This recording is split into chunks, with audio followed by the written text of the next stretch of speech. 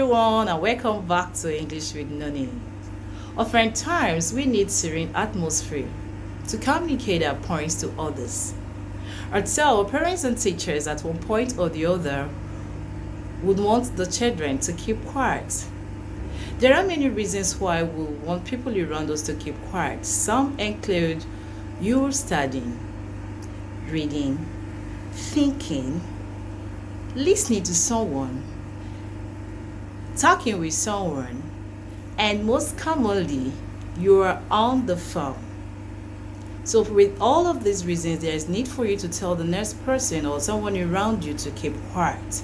Alright, in this lesson, I am going to share with you ways to tell someone to keep quiet or ways to tell someone to stop making a noise. Alright, these ways are classified under interjections, phrasal verbs, verbs, and phrases. Start with the interjections. Number one is sh. Sh is used to call for silence. For instance, you can see something like, "Shh, girl, I don't need noise here." That is a perfect way to tell a particular girl to be quiet. Okay, that takes us to number two, which is shush. Shush means be quiet. Shush is perfect for children. It is often used instead of a stronger phrase such as shut up. Remember, I didn't say shut up your mouth. Do not say shut up your mouth. Just say shut up. Okay, for instance, you can say shush. Can't you see I am busy? All right, that takes us to number three on the interjection, which is sh. Sh simply means be quiet. Reduce the volume. For instance, you can say, "Here comes the head teacher." Here comes the teacher, the head teacher. So, it depends on what the situation is. That's perfect. These are those we have under the interjection. That takes us to the ones we have under the phrasal verbs. Number one under the phrasal verb is pipe down. Pipe down simply means stop talking. Be less noisy. For instance, you can say something like, "Will you pipe down? I am on the phone." Will you pipe down? I am on the phone. Number two is keep it down. Keep it down is another way to ask someone to be quiet. I love this. I don't know the one you like. Okay. Now, for instance, you can say, "Keep it down in there. The baby is sleeping." Keep it down in there. The baby is sleeping. Alright, that takes us to those on the phrases. Number one on the phrases was shut up. Remember the other time we said you shouldn't say shut up your mouth.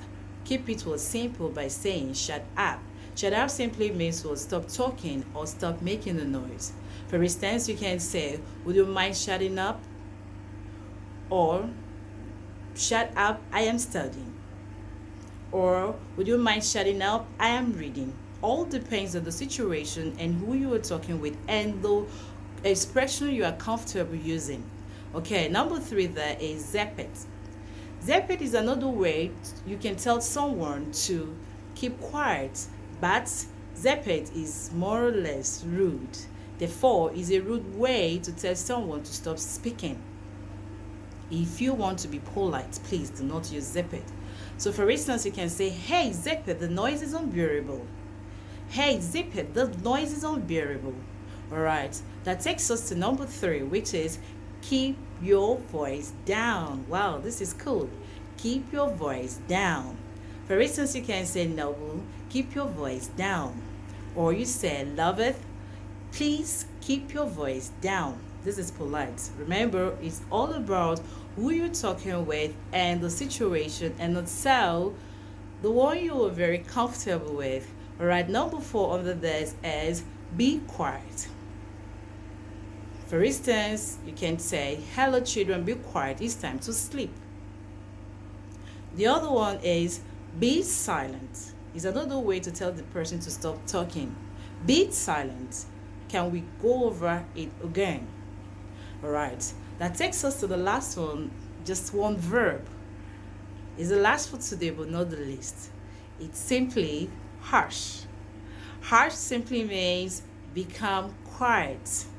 So you can say something like, ladies and gentlemen, hush please.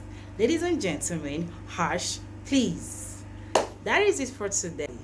If you find this video interesting, please consider subscribing and connect with me on my Facebook and Instagram. I shall see you in the next class. Mwah!